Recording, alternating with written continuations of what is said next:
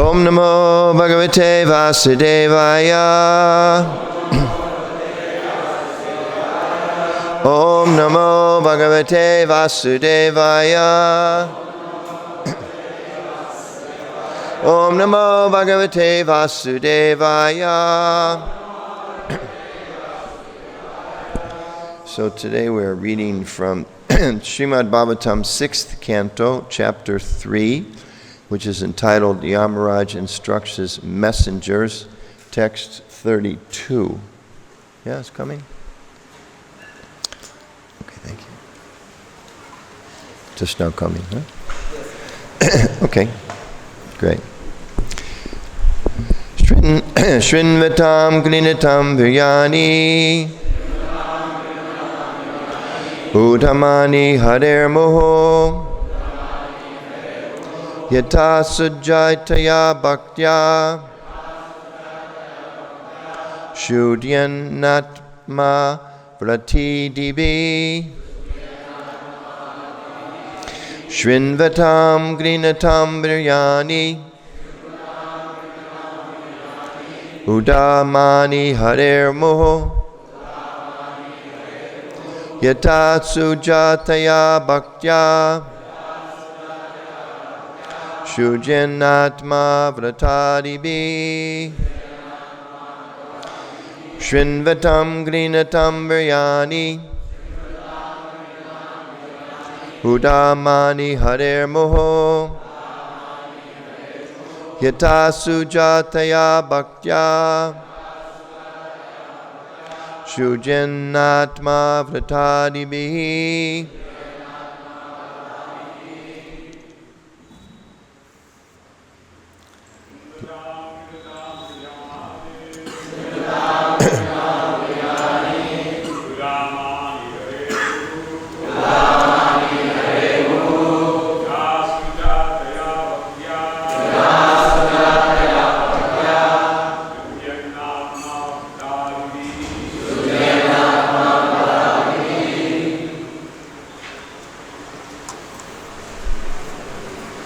Someone else?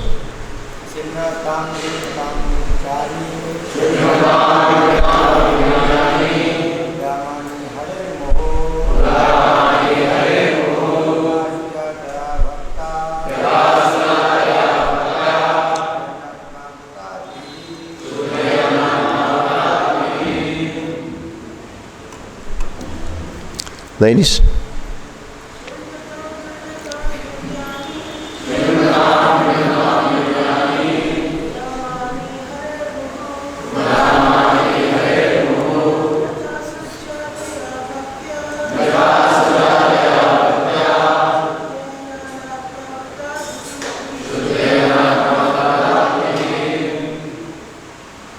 Someone else?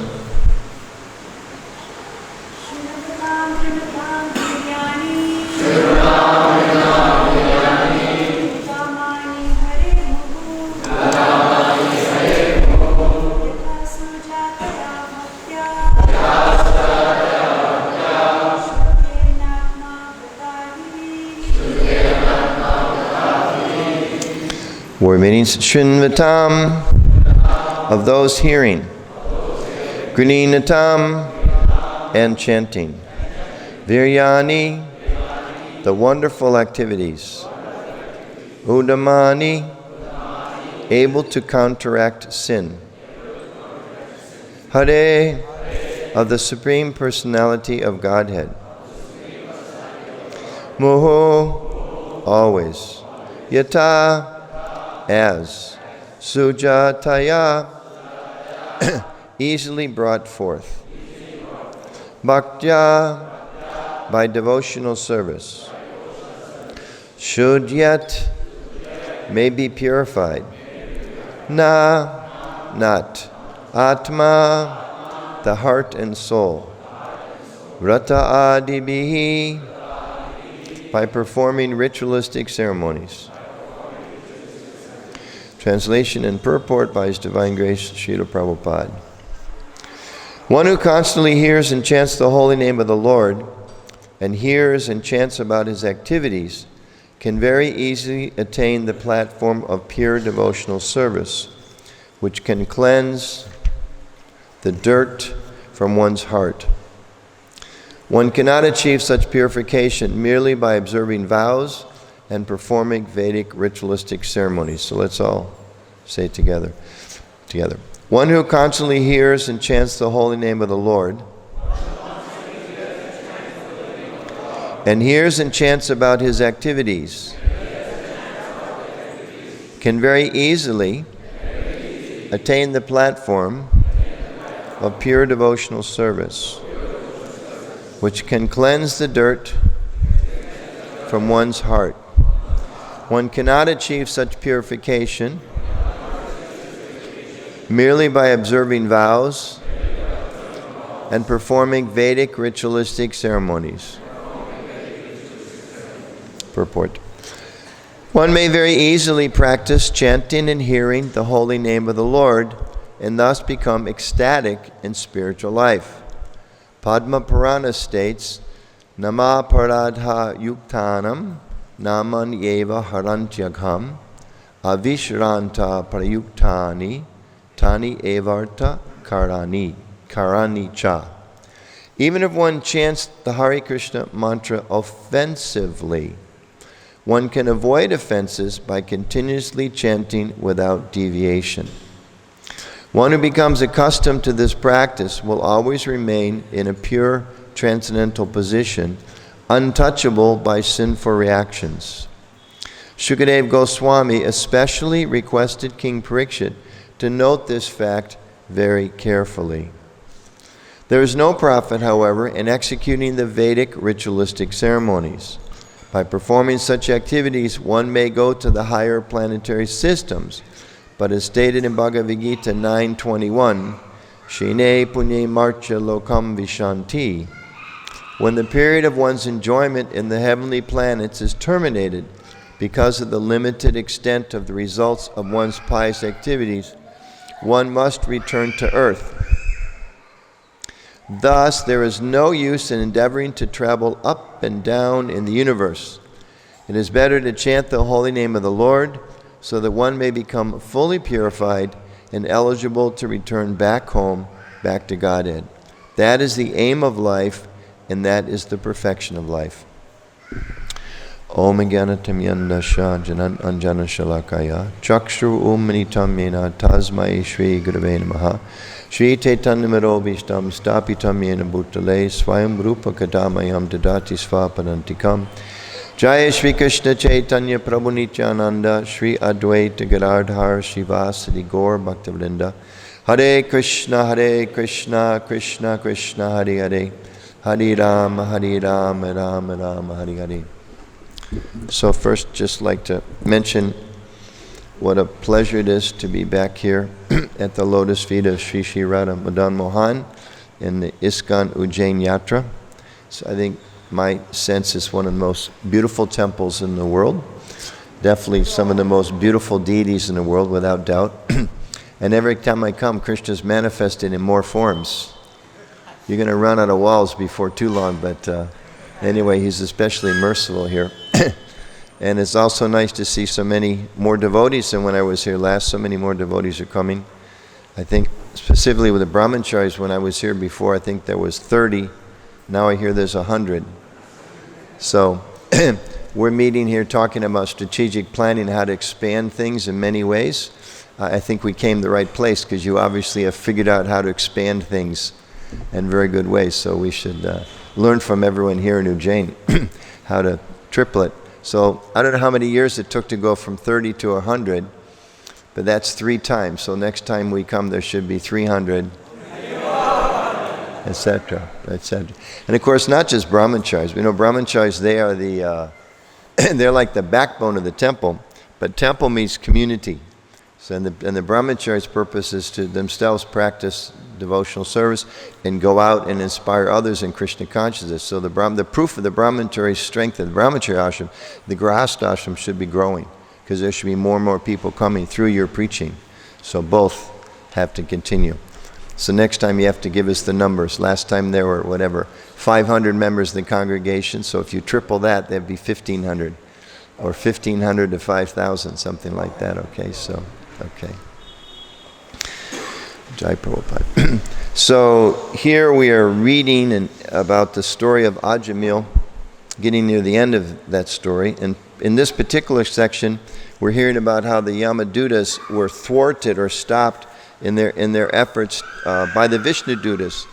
So because they want to retrieve Ajamil, who they understood was a very sinful person, that's their job, to bring sinful persons to Yamaraj for their punishment, their rectification. But when they approached Ajamil, they were stopped, and now, after that's happened in this chapter, they've approached their master, Yamaraj, and as Prabhupada describes in an earlier purport, they approached him in an angry mood. Because basically they were kind of saying, in modern parlance, they were saying to Yamaraj, who were those guys? Who were these strange, beautiful people that came? Oh, that's very kind, but I'll feel totally embarrassed if you do that. You do that on a regular basis, Maharaj?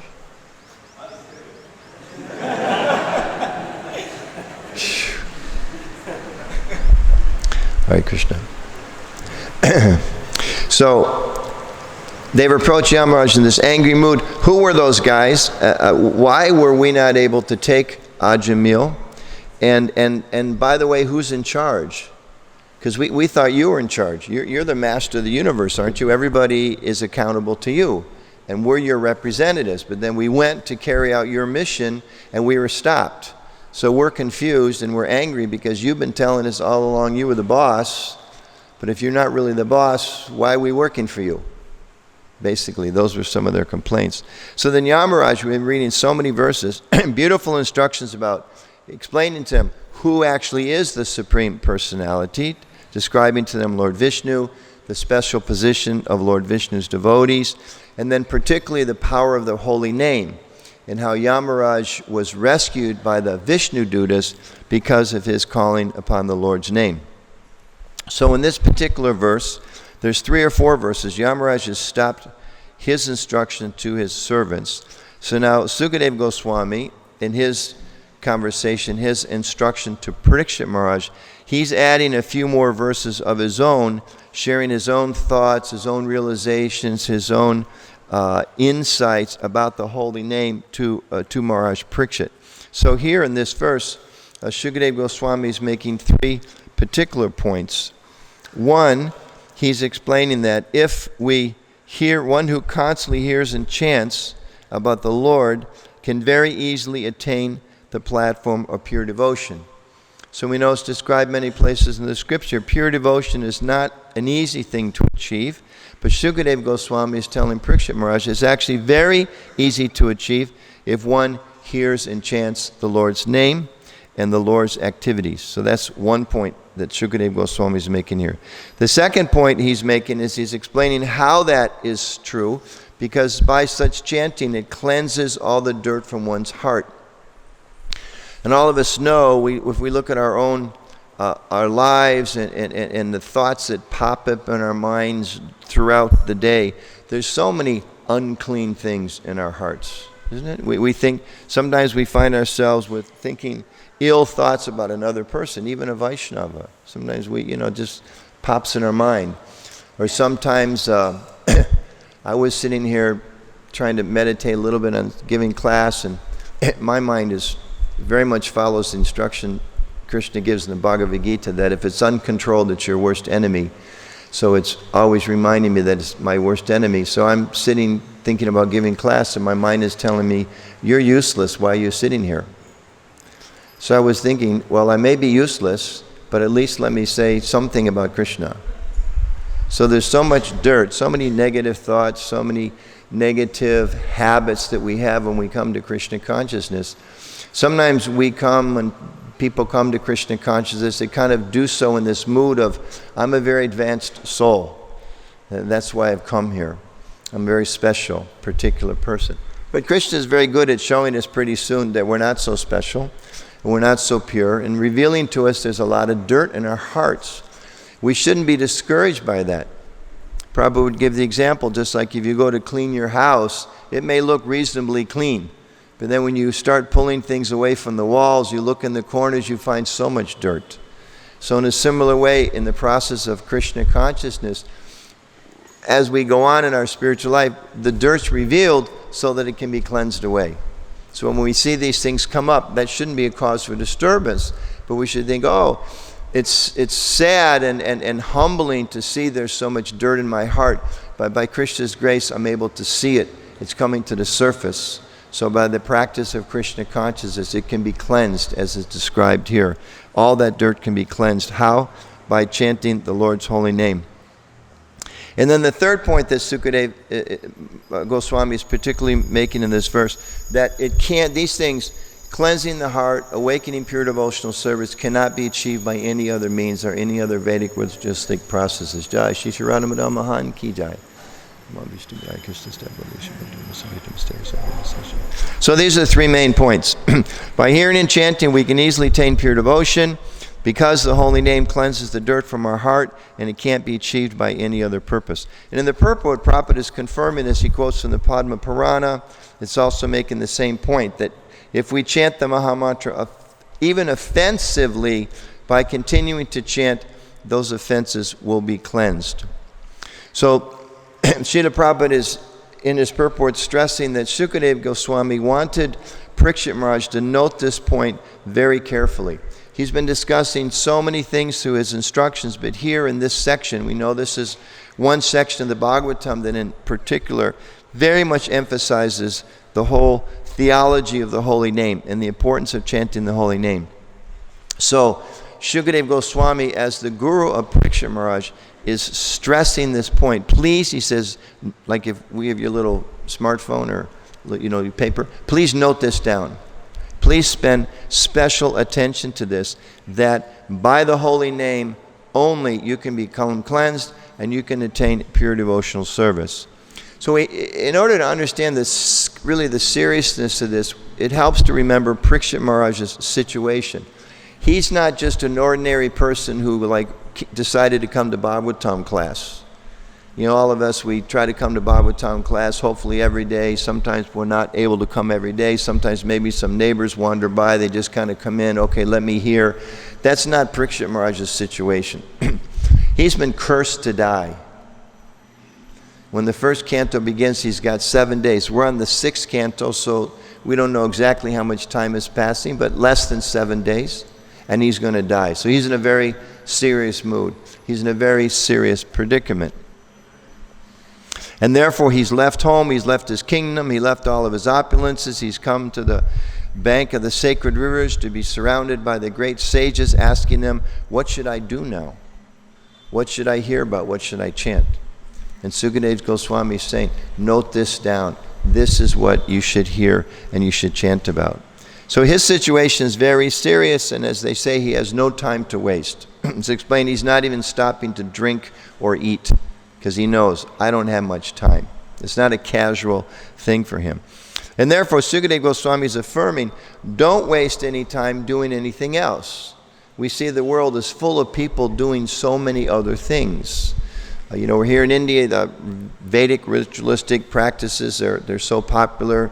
People worshiping different types of demigods and goddesses and practicing different types of puja. And of course there's some benefit to some of those things, accepting a higher authority and accepting the directions of the scripture and becoming a little disciplined, and different things are more beneficial than others.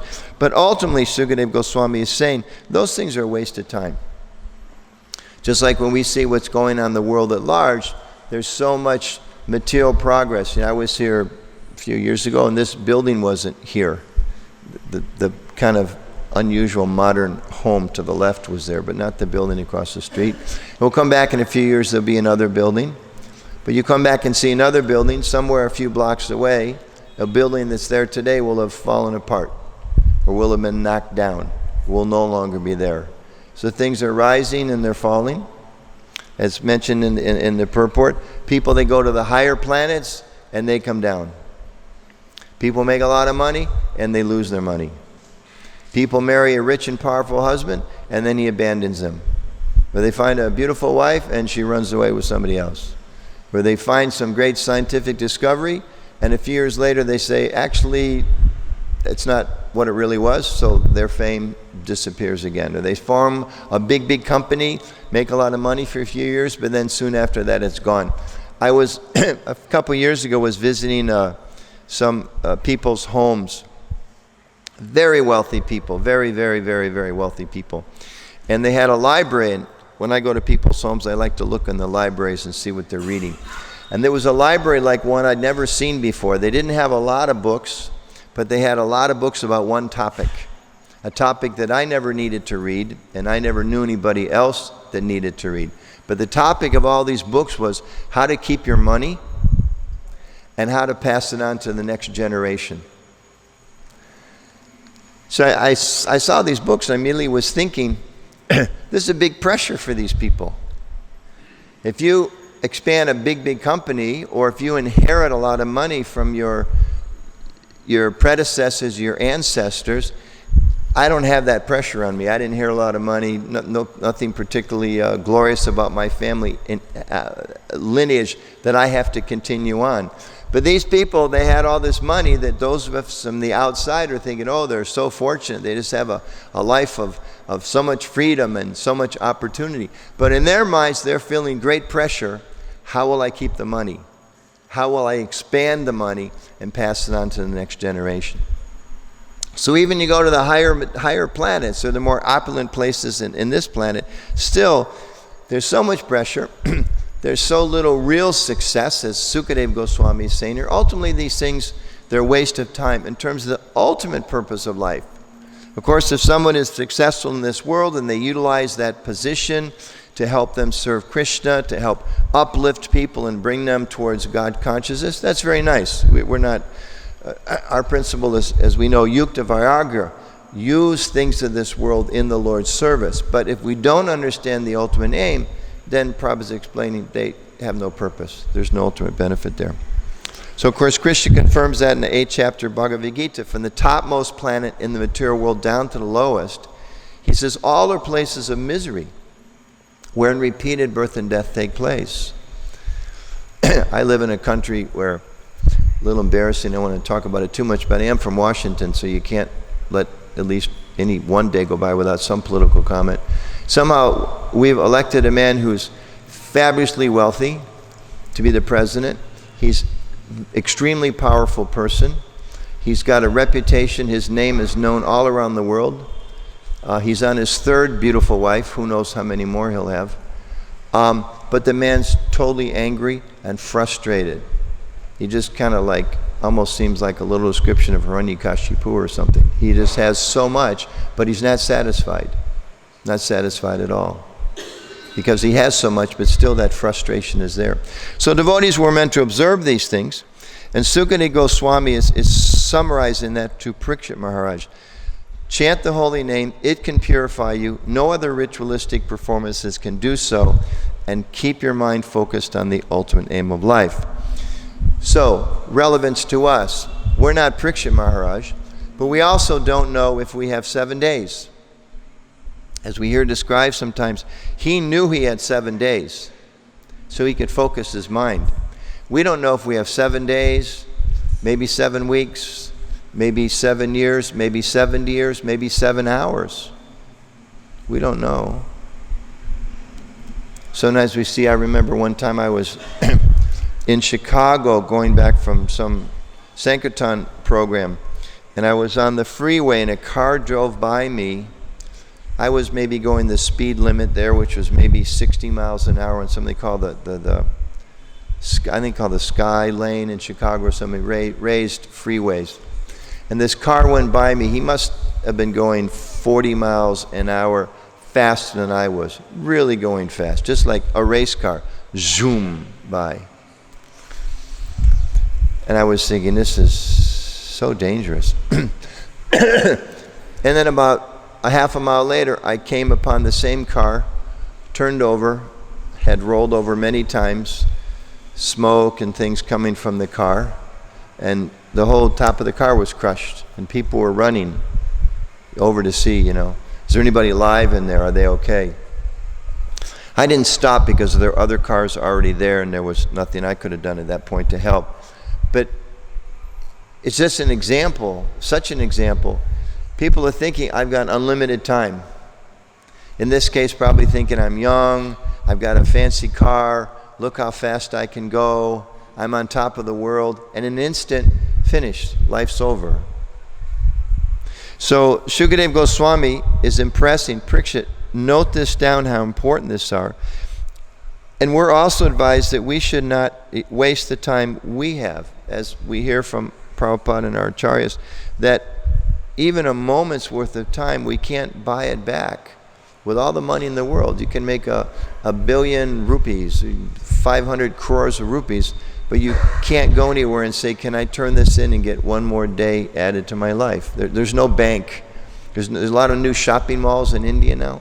You can't go in any shopping mall and stand in line and buy more time. You can't do it. It's not possible. As Prabhupada sometimes would say, if you're 25 or 30 years old, actually it means you're 25 or 30 years dead. You're 25 years towards your death. And we don't know how much time we have. So therefore, in his purport, Prabhupada concludes, he says we should chant, we should get purified, and we should go back to Godhead. And we know Lord Chaitanya especially came to make this process available to everyone, and we're supposed to take advantage of it. But there's only one problem, which is we're not so convinced. You know, we hear these things, but if the holy name has such potency, we should all be pure devotees right now. We shouldn't be sitting on the fence as we often are within our minds, within our intelligence. Sometimes we see people, they come to Krishna consciousness, they take up the practice for some time, and then they become again a little distracted, or they commit offenses, or the material world again seems an alluring environment, so they give up their spiritual life. Well, why is that? Because they weren't convinced. In 7th chapter of Bhagavad Gita, Krishna says, after many births and deaths, one who actually understands his position as the Supreme Lord, then they can surrender to him. And in the 10th chapter of Bhagavad Gita, very important verse, Krishna says, one who is factually convinced of this opulence and mystic power of mine engages in unalloyed devotional service. Of this there is no doubt. So Krishna is saying that when we're convinced of his position and of his opulences, then we'll engage in his service and we won't be distracted. But right now we're not so convinced. We're still thinking, oh, this material thing can make me happy. And according to our senses, according to their mind, according to a particular type of body we have, we're attracted to different things. And it's funny because so often when we see other people and their material illusions, it's so easy to criticize somebody else. Like, let's say maybe you're a sannyasi and you see people in their, they've got their little house and they're unnecessarily attracted or attached to their house, and maybe we can see through that. As a matter of sannyasi or any devotee, we can kind of see through how simple that is. But then we may be attached ourselves to some sense of position, social position, or wanting to have the respect of others, whereas actually we know our position is just to be a humble servant. Or someone may be particularly attached to having very nice clothes, and we think, oh, that's such a useless thing. Why are they so attached to their clothes? But then we're attached to having the special room on the side of the building with more sunshine, or maybe in India, the room with less sunshine. But we tend to think their attachments are kind of foolish, but my attachments are my attachments. I need these things. I want these things.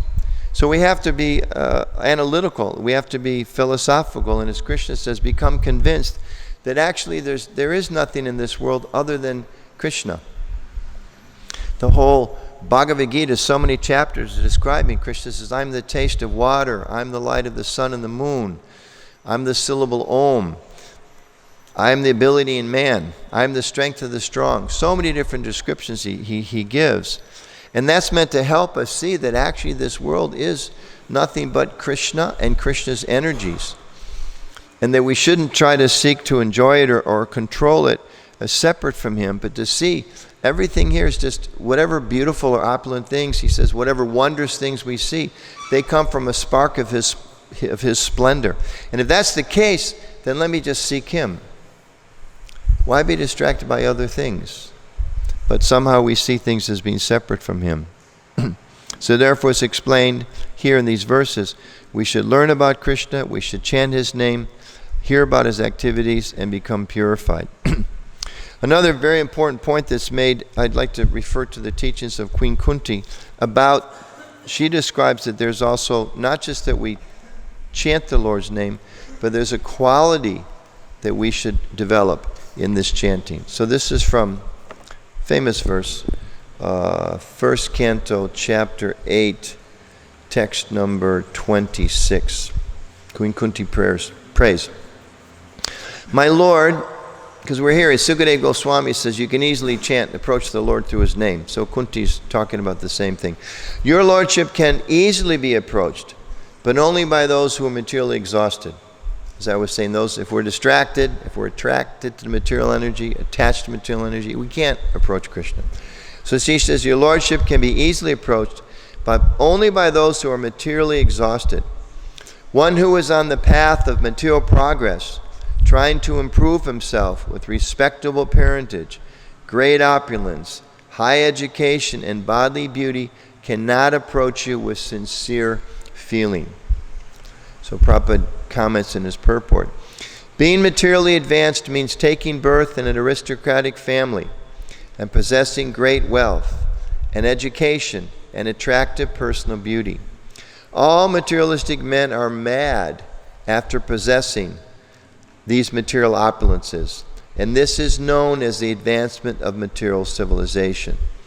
But the result is that by possessing all these material assets, one becomes artificially puffed up, intoxicated by such temporary possessions.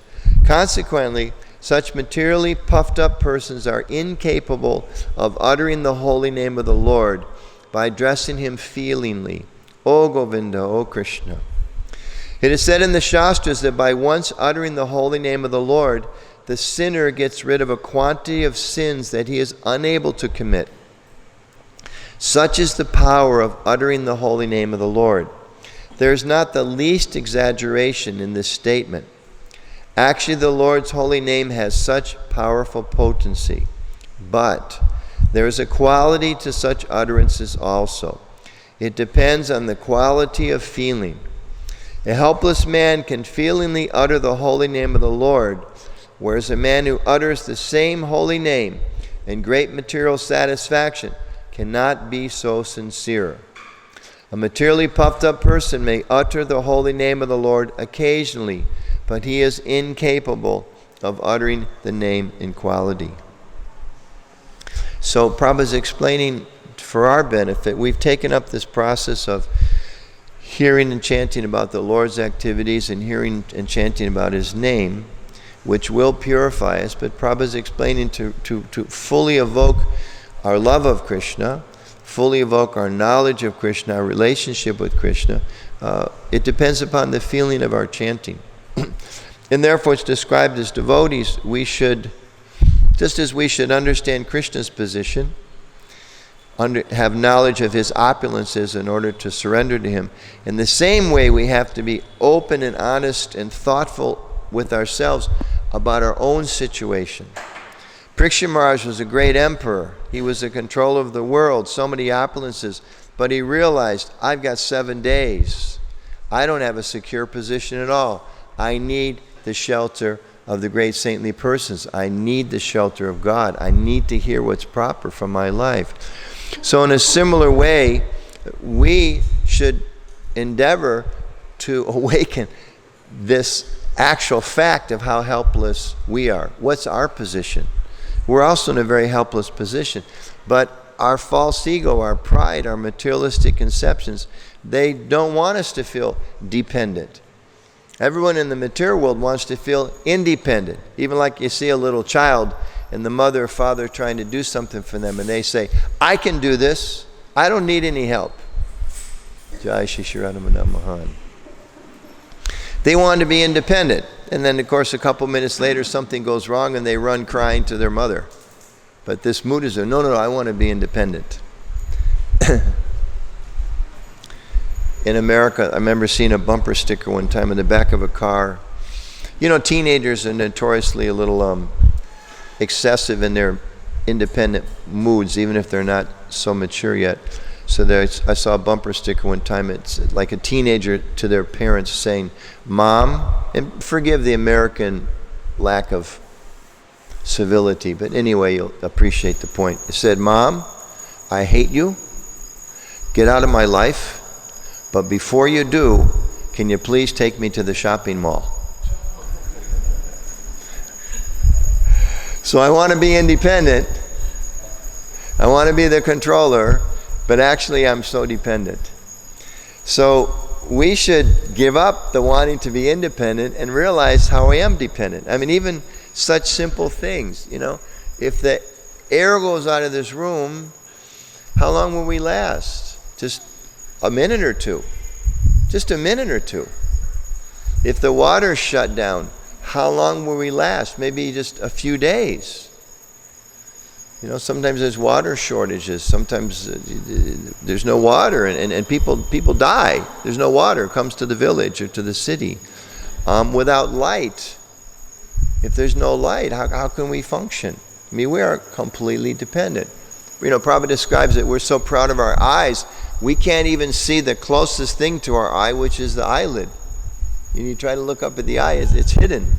It's right there, but we can't even see that. So all these things are Krishna's blessings. He's given us so many gifts. Like today we see it all around the world. So much big cities and opulence and wealth and amazing material achievements. But then one natural disaster after another, after another, after another. So with just one big wind, whole cities are blown down. With one big flood, whole villages, dozens of villages are washed away. With one fire, whole communities are eliminated. I was in Portugal recently, and Portugal is a small country, but at one point in time it was one of the most powerful empires, at least in the European sphere. They rivaled the Spanish, and I think were more powerful than the British before England got big. So I didn't know much about Portuguese history, but they were telling us there was one very important, many important events in Portuguese history, but one particular disaster. They're Catholic, Christian Catholics, so they observed something called All Saints' Day. This is maybe in the 1770s or something. They just expanded their big empire. Little tiny country, but their big empire. They improved the navigation systems, and they'd gone around the Cape of Africa, and I think they came all the way to India at that time. They're a big nation, powerful nation. But on All Saints' Day, everyone goes to church and lights candles. And if they can't go to church, they light a candle in their home. On that exact day, when everyone's lighting many candles, there was an earthquake. Because of the earthquake, all the candles fell over and caught everything on fire. So this city is on the water. It's like on a bay or on the ocean or something. So what do you do when there's a big fire?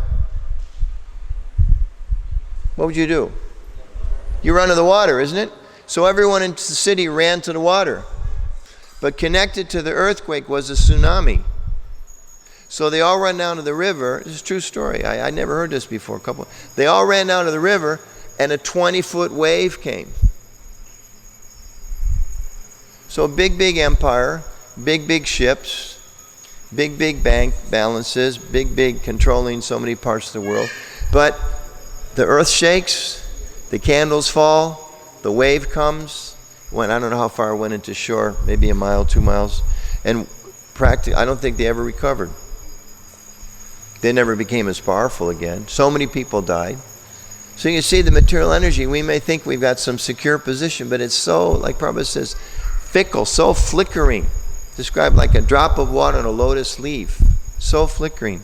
So I was in Russia recently, and Prabhupada commented when he went to France, of course France was another big empire, Napoleon, everyone's heard of Napoleon. So Prabhupada, when he went to France, he asked the devotees, he said, so France is here, where's Napoleon? He built this big empire, but then is he still there to enjoy it? And with the purport being, if he's not there to enjoy it, what's the purpose of it?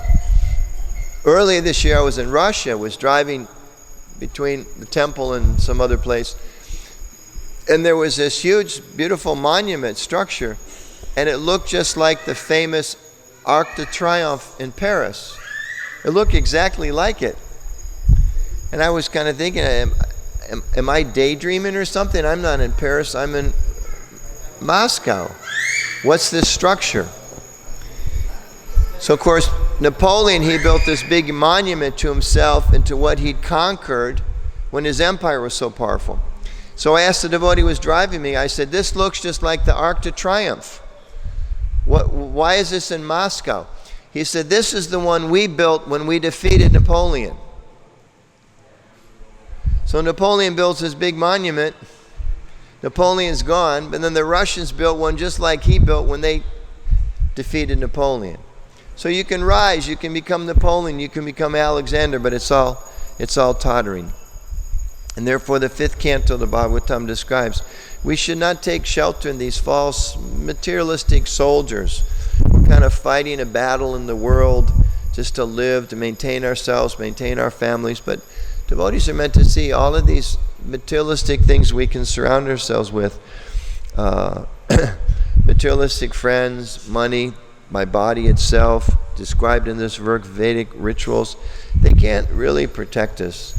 They can't really help us. And therefore, Shukadeva Goswami says to Parikshit Maharaj, please note this down. Please make special note of this. By praying to the Lord, by chanting the Lord's name with feeling, as Kunti Deva is describing here, by chanting the Lord's name with feeling, we will become purified, we will clean our hearts, and we will awaken love of Krishna, and we will go back to Godhead. That's the promise given by Shukadeva Goswami, previously in the same chapter by Yamaraj, explained by Prabhupada, spread all over the world by Lord Chaitanya, established by Lord Krishna. So this instruction is not just for Parikshit Maharaj, but it's for us. We should be thinking, please let me note this down. Let me take this very seriously. Any other ritualistic processes, other religious activities, maybe there's this benefit, that benefit. They can't award the ultimate benefit. They can't award pure love of God. But if I chant the Lord's name, if I try to chant His name, especially with feeling, as Prabhupada is explaining to us, I will become purified. Whatever my situation is, I will become purified. I will gradually awaken my knowledge of Krishna, my love of Krishna, and I'll go back to Godhead. So Sukadeva Goswami is stressing that point for us, and we should try to take it deeply in our hearts as well. So I'll stop there. Thank you very much for your attention, and perhaps there's, we go till a quarter to? Or stop now? So go 10 minutes or 5 minutes? Yeah. So if there's any questions or comments?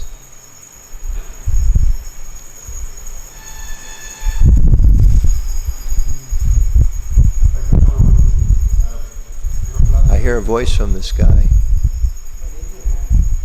Okay.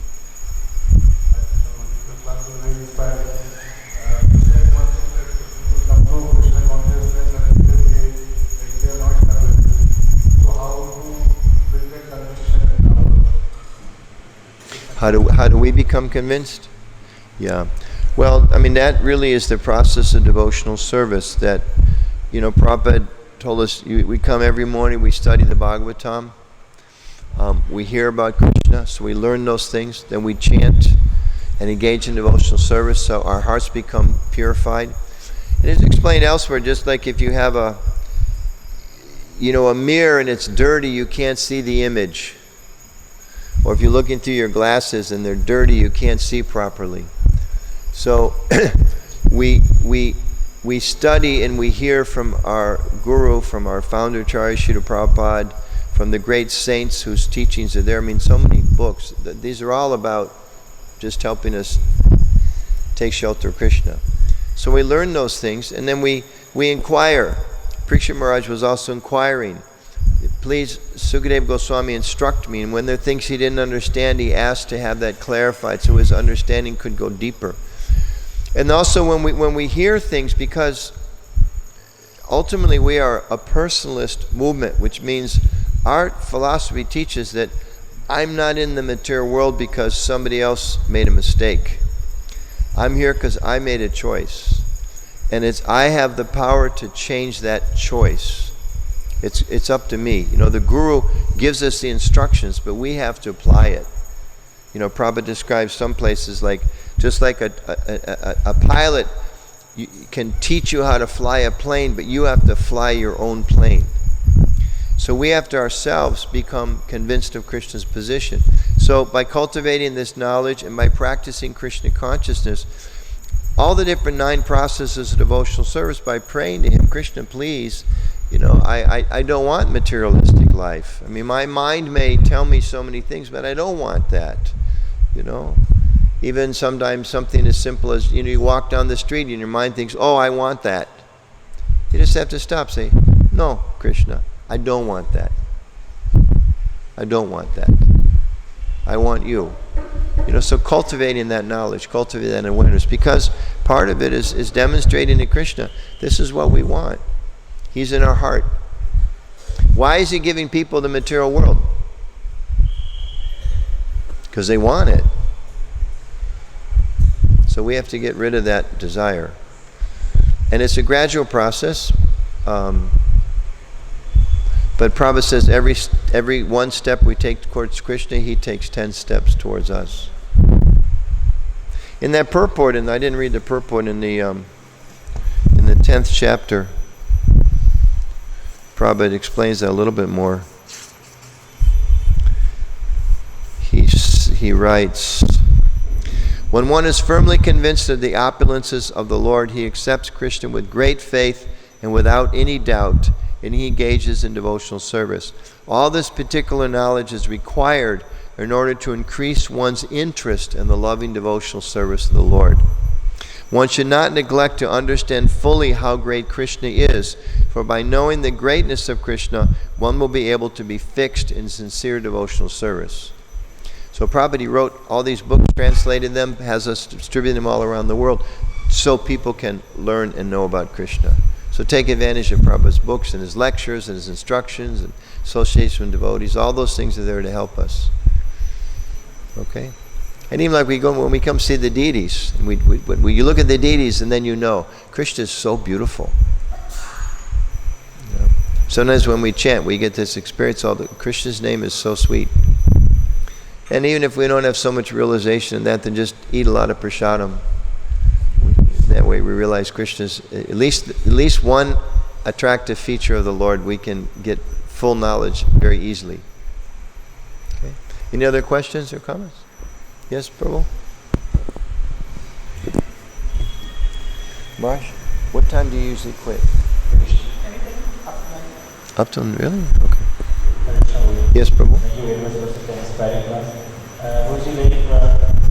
How one can remember the fruitility of the material world actually, but sometimes we heard in the class, like you given that example, like the tsunami and different states and different empires.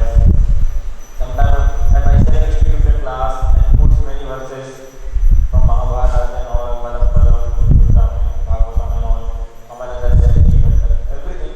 But sometimes I myself forget. So whether I should quote that verses in the class and I am not able to realize, or how I will remember, and another question, how I will remember this?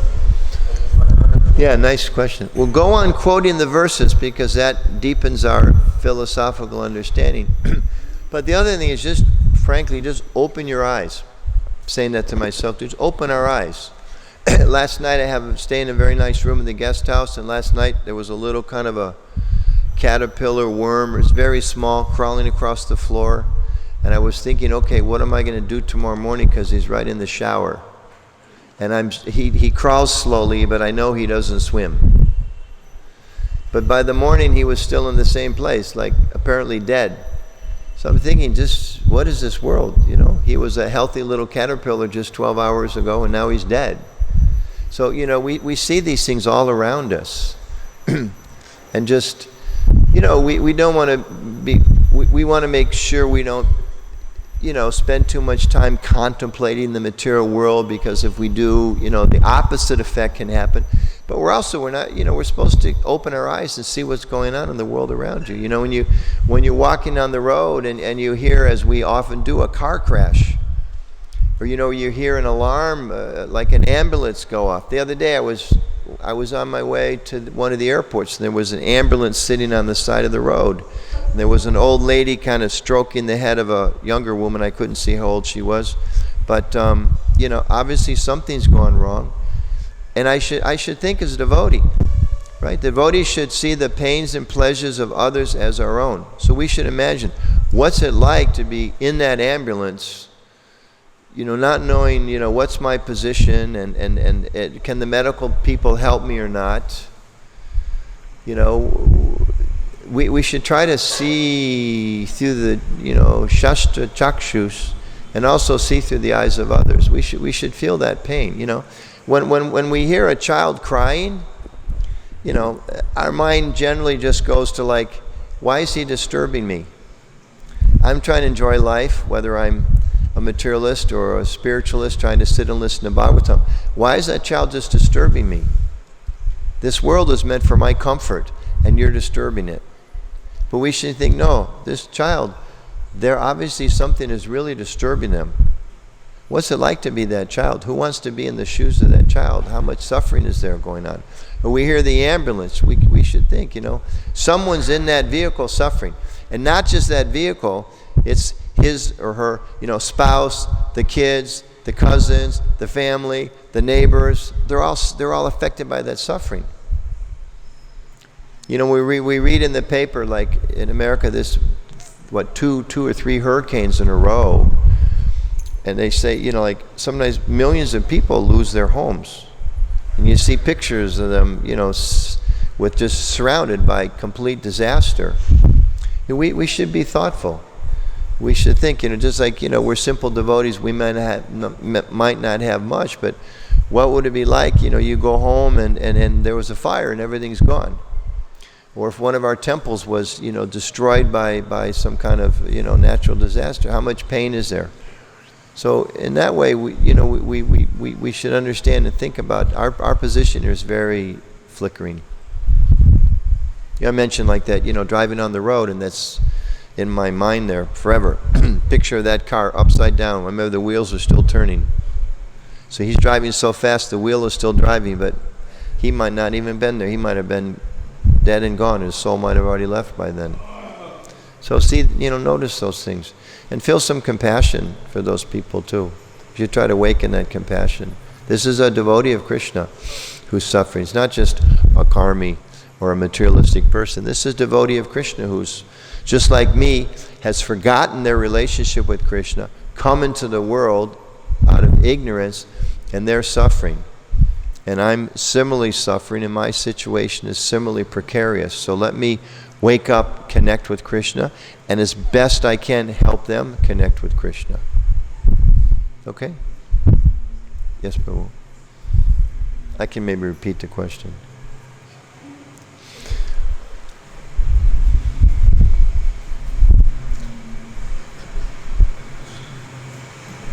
Hare Krishna. I just wanted to start a question. I think real close, I don't think you hear. What I understood from this class, that this is a very serious conversation, which is where the message is coming that the Parikshit Maharaj and Shukdev Goswami, this conversation is giving a teaching that taking Krishna consciousness, practicing devotion life is not a choice, but it is an emergency. So, it's a very urgent situation. And my question comes to that we have been hearing from so many years, but it's a tendency that we tend to forget the emergency or the seriousness of taking a Krishna consciousness. So how to remind ourselves and take up this process more seriously? Same answer. Associate devotees, read Prabhupada's books, accept the process of devotional service, and through that process we're hearing a different perspective. We're reinforcing a different perspective. I mean, I flew here from Mumbai, was sitting next to a guy, maybe 35 years old, who was an architect, and blue jeans, Western dress, kind of almost had a Western accent, although he'd always lived in India. And I was talking, he was telling about his job and his money and this and that, and he took his kids to Dubai, and he took his kids to Australia, and I was trying, and when I tried to inject a little Krishna consciousness into the thing, he wasn't interested. You know, even you know, they brought a meal, and to my dismay, he ordered non-veg. And so I asked him, I said, I'm surprised, you're an intellectual, I'm surprised you're not vegetarian. And he said, why are you vegetarian? And I said, well, there's many reasons. I said, you know, it's better for your health, it's better for the environment. And he even that, he didn't want to hear. It was like, you know, because he's intent on trying to enjoy the material world. But so we try to inject a little Krishna consciousness then, as best we can. But as you said, it is an emergency situation. We have to cultivate that sense of emergency. You know, we're hearing about it now. How do we realize it's an emergency? We hear about it, and we try to apply it, and we think about it during the day. We come to Bhagvatam class, we read during the day, and we try to apply that during the day. And again, when we see the world around us, and we hear, okay, you know, whatever. It's some huge number. It's like 100,000 people a year in India die in car accidents or something like that. America, it's 35,000. I think India is 3 times that. I mean, 100, that's a lack of people. Well, it means every time you get in the car, statistically, you know, I might make it, I might not. I better chant Hare Krishna. So we should think, you know. I'll end with this story. I went to China a few years ago, and I was looking through the airline magazine, and there was a story about a famous rock musician, I guess they'd say rock contemporary musician, Amy something, maybe, you know, Winehouse, I don't even know so much, famous at that time. So I was noticing all the people in the plane were reading, not all, but many people around me were reading the magazine about this famous musician and how important she is and how wealthy she is, and everybody's following her, and she's got a new album and this and that. But the strange thing was, I knew 1 week before she died. I think suicide, I can't remember. But she was dead. But the airline magazines come out every month, so they're going to keep that magazine in the plane. People, for 4 weeks, they're going to be reading about the tremendous success of this woman musician. But I knew, and it is China, they maybe didn't know all the details. She's been dead for days. And it just struck me, what a crazy world this is. They're all reading this magazine thinking, oh, I want to be like her. And I'm thinking, you know, I felt like kind of standing up yelling, don't read the magazine. She's dead. Wake up. You're going to die one day too. You know? So you see things like that, then we say, oh, I better get serious. And again, Parikshit Maharaj, I mean, his guru was telling him, note this down. Don't just let it, you know, bounce off the top of your head. Note this down. This is important. Take this seriously, Parikshit Maharaj. So in the same way, we should be telling ourselves, let me take it seriously. You know, after class, if there's 1 or 2 or 3 things every day we go to a class that we think is particularly important, we should stop and think, let me remember this. This is important. Put it in our brain. Change the quality of our thinking process. Okay, we'll stop there. Thank you all very much. Srila Prabhupada Ki Jai.